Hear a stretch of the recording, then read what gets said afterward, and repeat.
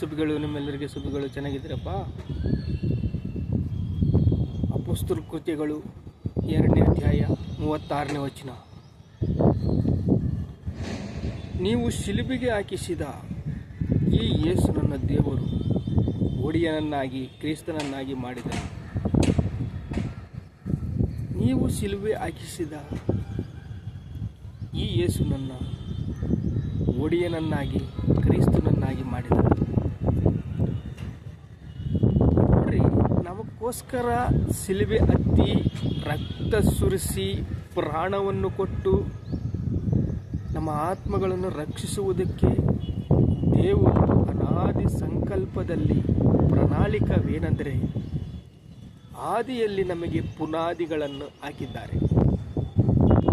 ಆ ಪುನಾದಿಗಳಲ್ಲಿ ನಮ್ಮ ಜೀವಿತವನ್ನು ಇಟ್ಟಿದ್ದಾರೆ.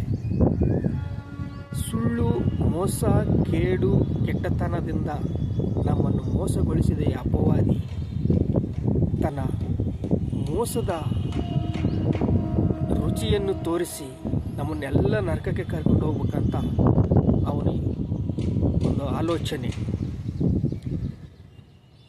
ಅವನ ಆಲೋಚನೆ ಏನಂದರೆ, ಮೋಸ, ಕಳ್ಳ ಕದ್ದುವುದಕ್ಕೆ, ಕೊಯ್ಯುವುದಕ್ಕೆ, ಕಚ್ಚುವುದಕ್ಕೆ ಬರ್ತಾನೆ. ಕಳ್ಳ ಏನು ಮಾಡ್ತಾನೆ? ನಮ್ಮನ್ನೆಲ್ಲ ಮೋಸ ಮಾಡಿ ಎಲ್ಲ ತಗೊಂಡು ಹೋಗ್ಬಿಡ್ತಾನೆ. ಹಾಗೆ ಇವನು ಪರಲೋಕದಲ್ಲಿ ಒಂದು ಸೈನ್ಯ ಸಮೂಹವು ಬಹು ವೇಗವಾಗಿ ದೇವರನ್ನು ದೂಷಿಸಿ ದ್ವೇಷಿಸುವಂಥವರನ್ನು ಒದ್ರೆ ಭೂಮಿ ಮೇಲೆ ಬಿದ್ದ ಸೈತಾನನು, ಅಪವಾದಿ. ಅವನು ಮಾಡಿದ್ದು ಯಾರು? ದೇವರು ನಿರ್ಮಿಸಿದ್ದಾನೆ. ಆದರೆ ಮೋಸದಿಂದ ದೇವರ ಸಿಂಹಾಸನಕ್ಕೆ ಕಣ್ಣಾಕಿದ್ದಾನೆ. ಅದಕ್ಕೆ ಭೂಮಿ ಮೇಲೆ ಆದಾಮ ಅವನನ್ನು ಮೋಸ ಮಾಡಿ ನಮ್ಮೆಲ್ಲರನ್ನು ಮೋಸ ಮಾಡುವುದಕ್ಕೆ ಅವನ ಆಲೋಚನೆ. ಆದರೆ ದೇವರು ತನ್ನ ಮಗನನ್ನು ಶಿಲುಬೆ ಹತ್ತಿಸುವುದಕ್ಕೆ ಭೂಮಿ ಮೇಲೆ ಕಳಿಸಿದ್ದಾನೆ. ನೀವು ಶಿಲುಬೆ ಹಾಕಿದ ಈ ಯೇಸುನನ್ನು ದೇವರು ಒಡೆಯನನ್ನಾಗಿ ಕ್ರಿಸ್ತನನ್ನಾಗಿ ಮಾಡಿದನು. ಒಡೆಯನನ್ನಾಗಿ ಕ್ರಿಸ್ತನನ್ನಾಗಿ ಮಾರ್ಪಡಿಸಿದ. ಅನಾದಿ ಸಂಕಲ್ಪದಲ್ಲೇ ಆಲೋಚನೆ ಮಾಡಿದ್ದ, ಇನ್ನು ನಾನು ನನ್ನ ಮಗನನ್ನು ಕೊಡಬೇಕು.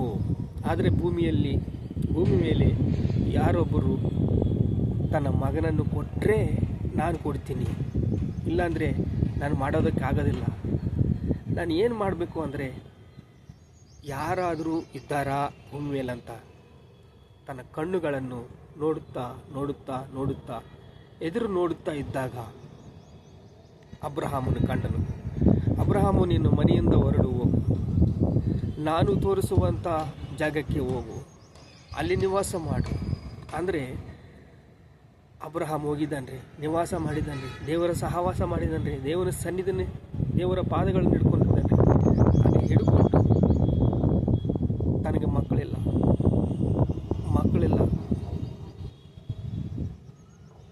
ಕೇಳ್ತಾ ಇದ್ದಾನೆ, ಎಲಿಯಾಜರನೇ ನನ್ನ ಮಗನ,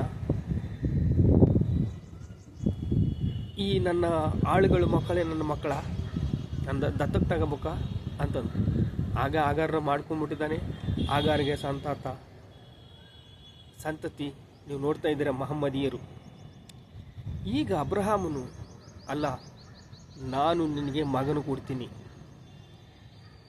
ವಾಗ್ದಾನ ಪುತ್ರನು ಕೊಡ್ತೀನಿ, ನೀನು ಸಹಿಸ್ಕೋ ಅಂತ ಹೇಳಿದಾಗ ಸಹಿಸ್ಕೊಂಡ.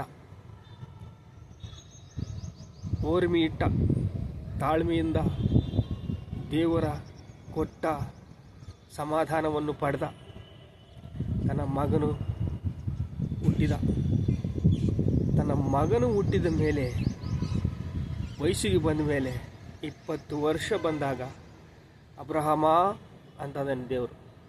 ಅಬ್ರಹಾಮ, ಏನು ದೇವರೇ, ಏನಪ್ಪ ಅಂತ ಹೇಳಿದಾಗ, ನಿನ್ನ ಮಗನನ್ನು ನನಗೆ ಕರ್ಮೇಲಿ ಬಟ್ಟೆಗೆ ಕರ್ಕೊಂಡೋಗಿ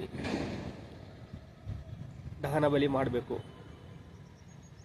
ಸರಿ ತಂದೆ, ನೀವು ಹೇಳಿದಾಗೆ ನಾನು ಮಾಡ್ತೀನಿ. ಯಾಕೆ ಗೊತ್ತಾ? ಮರಣದಿಂದ ಬದುಕಿಸುವನು ದೇವರು ಅಂತ ರೂಢಿಗೆ ನಂಬಿದ. ಇಷ್ಟು ನಂಬಿಕೆ ಅಬ್ರಹಾಮಿಗೆ ಬಂತು. ಈಗ ತನ್ನ ಮಗನನ್ನು ಕರ್ಮೋಲ್ ಬೆಟ್ಟದ ಮೇಲೆ ಶಿಕ್ಷೆ ಹೊರಿಸ್ತಾ ಇದ್ದಾಗ ತಾನು, ಅಬ್ರಹಾಮ, ನನ್ನ ಮಾತನ್ನು ನೀನು ಕೇಳಿದೀಯಾ? ನಿನಗೆ ಆಶೀರ್ವಾದ. ನಿನ್ನ ಮಗನನ್ನೆಲ್ಲ ನನ್ನ ಮಗನನ್ನು ಕೊಡಬೇಕಂತ ನಾನು ನಿಶ್ಚಯಿಸಿದ್ದೀನಿ ಅಂತ. ಈಗ 2025 ವರ್ಷ ಆಯಿತು ತನ್ನ ಮಗನನ್ನು ಶಿಲುಬೆ ಹತ್ತಿಸಿ, ರಕ್ತ ಸುರಿಸಿ, ಪ್ರಾಣವನ್ನು ಕೊಟ್ಟು ನಮ್ಮನ್ನೆಲ್ಲರನ್ನೂ ಪರಲೋಕಕ್ಕೆ ಕರ್ಕೊಂಡು ಹೋಗ್ಬೇಕಂತ ದೇವರ ಆಶೆ. ಆದರೆ ಸೈತಾನನು ಸ್ವಲ್ಪ ಗಿಫ್ಟ್ಗಳನ್ನು ಕೊಟ್ಟು ನಮ್ಮ ನರಕಕ್ಕೆ ಕರ್ಕೊಂಡು ಹೋಗ್ಬೇಕಂತ ಸೈತಾನನ ಒಂದು ಆಶೆ. ಶತ್ರು ಬಲವೆಲ್ಲದ ಮೇಲೆ ನಿನಗೆ ಶಕ್ತಿ ಕೊಟ್ಟಿದ್ದೀನಿ ಅಂತ ದೇವರು ಹೇಳಿದ್ದಾನೆ. ನೋಡ್ರಿ, ಬೆಳಕು ಮತ್ತು ಪ್ರಭಾವ ನಮಗೆ ಹೇಗೆ ಬರಬೇಕು? ದೇವರ ವಾಕ್ಯದಿಂದ ಬರುತ್ತೆ. ಪ್ರಾರ್ಥನೆ, ಚಿಕ್ಕ ಪ್ರಾರ್ಥನೆ ಪ್ರೋತ್ಸಾಹಪಡಿಸ್ತವೆ ನಮ್ಮನ್ನು. ಈಗ ಅಬ್ರಹಾಮನು ದೇವರ ಸಂಗಡ ಚಿಕ್ಕ ಪ್ರಾರ್ಥನೆ ಮಾಡುತ್ತಾ ದೇವರ ಸಂಗಡ ನಡೆದನು. ಪ್ರೋತ್ಸಾಹ ಪಡಿಸಿದ, ಬೆಳಕು ಮತ್ತು ಪ್ರಭಾವವನ್ನು ನೋಡಿದ. ದೇವರು ಕೇಳಿದ ಹಾಗೆ ತನ್ನ ಮಗನನ್ನು ಕೊಟ್ಟ. ದಹನ ಬಲಿ ಕೊಡೋಕ್ಕೆ ಸಿದ್ಧವಾಗಿದ್ದನ್ರಿ, ತನ್ನ ಮಗನನ್ನೇ ಕೊಟ್ಟವನು. ನಮಗೆ ಸಂಪೂರ್ಣವಾಗಿ ಎಲ್ಲ ಕೊಡೋದಿಲ್ಲ ದೇವರು. ತನ್ನ ಮಗನನ್ನೇ ಶಿಲುಬೆ ಹತ್ತಿಸಿದ ದೇವರು ನಮಗೆ ಕೇಳಿದ್ದು ನಮಗೆ ಕೊಡೋದಿಲ್ಲ, ಕೊಡ್ತಾನೆ. ಒಡೆಯನಾಗಿ ಕ್ರಿಸ್ತನಾಗಿ ಮಾರ್ಪಡಿಸಿದ ದೇವರು ಎಷ್ಟು ಅನಾದಿ ಸಂಕಲ್ಪ ಪ್ರಣಾಳಿಕೆ. ಮೊದಲು ಏನಿದ್ರೆ ನಿಮಗೆ ಗೊತ್ತಾಗಲಿಲ್ಲ, ಈಗ ಹೇಳಿದರೆ ಈಗ ಅಬ್ರಹಾಮನ ಸಾಕ್ಷಿಯಾಗಿ ನಮ್ಮ ಮುಂದಿಟ್ಟಿದ್ದಾನೆ. ಯಾಕೆ ಗೊತ್ತಾ? ಭೂಮಿ ಮೇಲೆ ಯಾರಾದರೂ ಅದನ್ನು ನೆರವೇರಿಸಬೇಕು, ಪ್ರೋತ್ಸಾಹಿಸಬೇಕು, ಚಿಕ್ಕ ಪ್ರಾರ್ಥನೆಗಳು ಮಾಡಬೇಕು, ದೇವರಿಗೆ ಸಾಕ್ಷಿಯಾಗಿ ನಿಲ್ಲಬೇಕು, ಪರೀಕ್ಷೆಯಲ್ಲಿ ನೀವು ಗೆಲ್ಲಬೇಕು. ಇದು ದೇವರ ಪ್ರಣಾಳಿಕೆ. ದೇವರ ಪ್ರಣಾಳಿಕೆಯಿಂದ ನಮ್ಮನ್ನು ಪವಿತ್ರಾತ್ಮ ಭರಿತರಾಗಿ ದೇವರು ಮಾಡಿದ್ದಾನೆ. ನಮ್ಮ ನಾಲಿಗೆಗಳ ಮೇಲೆ ದೇವರ ಆತ್ಮವನ್ನು ಇಟ್ಟಿದ್ದಾನೆ. ನಮ್ಮ ಹೃದಯದಲ್ಲಿ ದೇವರ ಆತ್ಮವನ್ನು ಇಟ್ಟಿದ್ದಾನೆ. ನಮ್ಮ ಹೃದಯದಿಂದ ಜೀವ ನದಿಗಳು ತುಂಬಿ ಹೋಗ್ತಾ ಇದ್ದಾವೆ. ಪ್ರಾರ್ಥನೆ ಮಾಡ್ಕೊಳ್ಳೋಣ. ತಂದೆ, ನಿಮಗೆ ಸ್ತೋತ್ರ. ನಂಬಿಕೆಯಿಂದ ಮುಂದಕ್ಕೆ ಸಾಗಿ ಪ್ರೇರಣೆ ಉಳ್ಳ ಆತ್ಮವನ್ನು ಕೊಟ್ಟು ತಂದೆ ನಮ್ಮನ್ನು ಬಲಪಡಿಸ್ತಿದೆಯಾ? ನಿನಗೆ ಸ್ತೋತ್ರ. ಅಬ್ರಹಾಮನು ಕೊಟ್ಟ ದೇವರು ಕ್ರಿಸ್ತನನ್ನು ಒಡೆಯನಾಗಿ ಮಾಡಿದ. ಕ್ರಿಸ್ತನೇ ಒಡೆಯನು. ಅಪ್ಪಾ, ಆ ಕ್ರಿಸ್ತನು ಶಿಲುಬೆಗೆ ಹತ್ತಿಸಿ ರಕ್ತ ಸುರಿಸಿ ಪ್ರಾಣವನ್ನು ಕೊಟ್ಟ ದೇವಾದಿದೇವರು ಇಂದಿನ ದಿವಸ ನಮಗೆ ದೇವಾದಿದೇವರು ನಮ್ಮನ್ನು ಪರಲೋಕಕ್ಕೆ ಕರ್ಕೊಂಡು ಹೋಗ್ಬೇಕಂತ ಆಶೆ ಪಡ್ತಾ ಇದ್ದಾರೆ. ನಾವು ದೇವರ ಕಡೆಗೆ ನೋಡೋಣ, ಶ್ರಮಗಳನ್ನು ಅನುಭವಿಸೋಣ, ಕಷ್ಟಗಳಿಂದ ನಡೆಯೋಣ. ದೇವರ ಸನ್ನಿಧಿಯಲ್ಲಿ ಪ್ರತಿ ಆಶೆ ನಿನ್ನ ಹೃದಯದಿಂದ ಬರೆದುವ ಪ್ರತಿ ಶ್ರಮೆ ಎಲ್ಲ ಕಳೆದು ನಿನಗೆ ಆಶೀರ್ವಾದ ನೀಡುತ್ತಾನೆ, ಶಾಂತಿ ನೀಡುತ್ತಾನೆ, ಕೃಪೆ ಕೊಡ್ತಾನೆ, ಬಲಗೊಳಿಸ್ತಾನೆ, ಸ್ಥಿರಗೊಳಿಸ್ತಾನೆ. ತಂದೆ, ನಿಮಗೆ ಸ್ತೋತ್ರ. ಘನತ, ಮಹಿಮೆ, ಪ್ರಭಾವಗಳು ನಿಮಗೆ ಚೆಲ್ಲಿಸ್ತಾ ಇದ್ದೀವಿ ತಂದೆ. ಆಮೇಲೆ